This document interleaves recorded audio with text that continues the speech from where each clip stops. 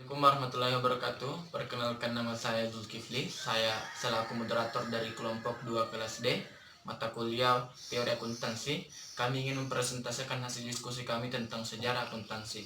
Adapun anggota kelompok saya yang pertama atas nama Dian Hasmita, yang kedua Andik Ceciliana Diantila, yang ketiga Rizky Amalia, dan yang keempat itu ada Christine Delia Amartika. Untuk mengefisienkan waktu, perkenankan kami untuk memaparkan materinya secara langsung. Wabarakatuh. Perkenalkan, nama saya Diana Smita.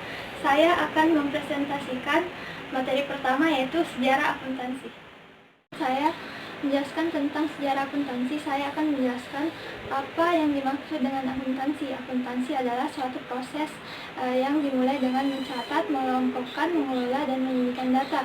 Mencatat semua transaksi yang berkaitan dengan keuangan sehingga informasi tersebut dapat digunakan oleh seseorang yang berkompeten dan digunakan sebagai pengambilan suatu keputusan.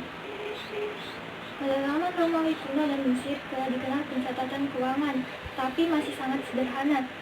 Pencatatannya dilakukan pada daun, kulit kayu, batu, dan sebagainya. Tetapi setelah manusia mengenal uang, pencatatan kekayaan orang-orang pada zaman dahulu sudah mulai diketahui. Hal itu didukung dengan adanya data sejarah. Mengenai naskah yang berisi tentang pencatatan dan pembukuan dengan angka Arab. Secara umum, akuntansi lahir melalui seorang tokoh yang dijuluki sebagai Bapak Akuntansi yang bernama Lucas Palaiolo. Pada akhir abad ke-15, yaitu tepatnya pada tahun 1494, dikeluarkan buku yang berjudul Summa de Arithmetica Geometrica Proportioni et Proportionalita, yang berisi tentang pembukuan dan pencatatan berpasangan atau yang lebih dikenal dengan double entry system, yaitu debit dan kredit. Satu sisi disebut debit dan sisi lain disebut kredit. Istilah tersebut berasal dari bahasa Latin, yaitu debere yang artinya mempercayakan, dan credere yang artinya berhutang. Karena gagasannya itulah Lucas Palaiolo disebut sebagai Bapak Akuntansi. Sekian dari saya, terima kasih. Lanjutkan materi selanjutnya. Buku karangan Lucas Palaiolo banyak menginspirasi para ahli untuk mengembangkan akuntansi dan merupakan tonggak sejarah dalam bidang akuntansi. Nah, akuntansi ini berkembang dengan pesat di daratan Eropa yang disebut dengan sistem tata buku kontinental. Tata buku ini pada awalnya hanya satu, yaitu tata buku tunggal. Karena kebutuhannya makin kompleks, lahirlah tata buku berpasangan. Tata buku berpasangan ini tidak hanya berkembang di Eropa, tetapi sampai di Amerika.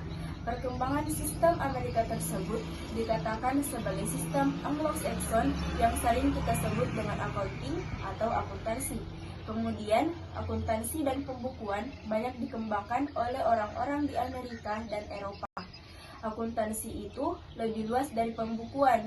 Pembukuan merupakan bagian dari akuntansi. Akuntansi menyangkut pembukuan, audit, atau pemeriksaan kebenaran pencatatan, analisis laporan keuangan, sistem akuntansi, dan masih banyak lagi bidang kajiannya.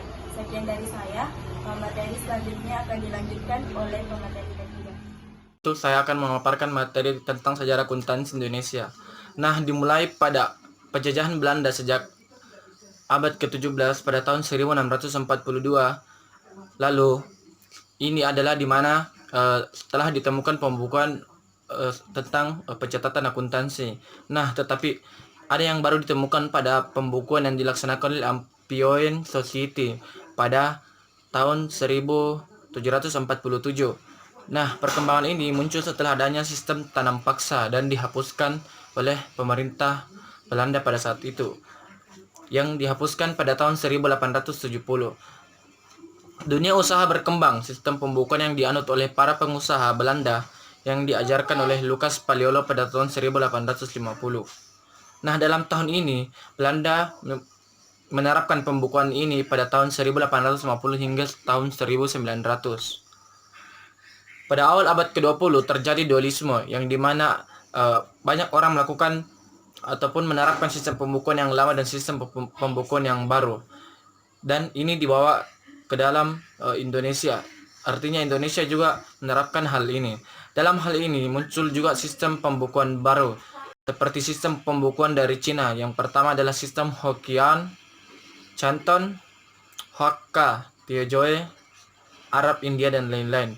Mungkin itulah yang dapat saya sampaikan. Saya serahkan ke pemateri.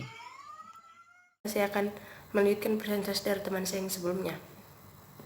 Adapun fungsi pemeriksaan atau auditing mulai diperkenalkan di Indonesia pada tahun 1907, yaitu dengan dikirimnya Van Schagen, seorang anggota NIFA, dengan tugas pokok menyusun dan mengontrol pembukuan perusahaan. Pengiriman Van Schagen ini merupakan cikal bakal dibukanya Jabatan Akuntan Negara atau JAD yang resminya didirikan pada tahun 1915. Akuntan publik pertama adalah Fresh dan Houkweg yang mendirikan kantornya di Indonesia pada tahun 1918. Pada tahun 1920, kantor akuntan H.Y. Forenz. Dalam tahun 1921 didirikan Jabatan Akuntan Pajak atau Belasting Accountants sama dengan BAD. Akuntan intern yang pertama kali datang ke Indonesia adalah J.W. Labirinch yang sudah ada di Indonesia dalam tahun 1896. Pada waktu zaman penjajahan Belanda ini, tidak banyak orang Indonesia yang terjun dalam bidang akuntansi. Kalaupun ada, mereka hanyalah merupakan tenaga-tenaga pelaksana.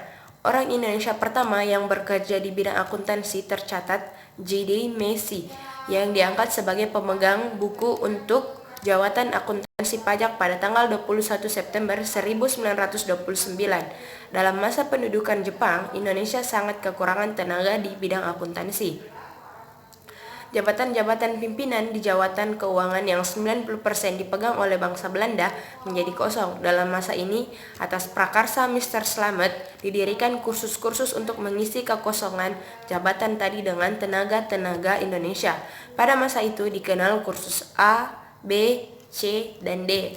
Para pengikut kursus-kursus inilah yang nantinya merupakan cikal bakal tenaga akuntan di Indonesia.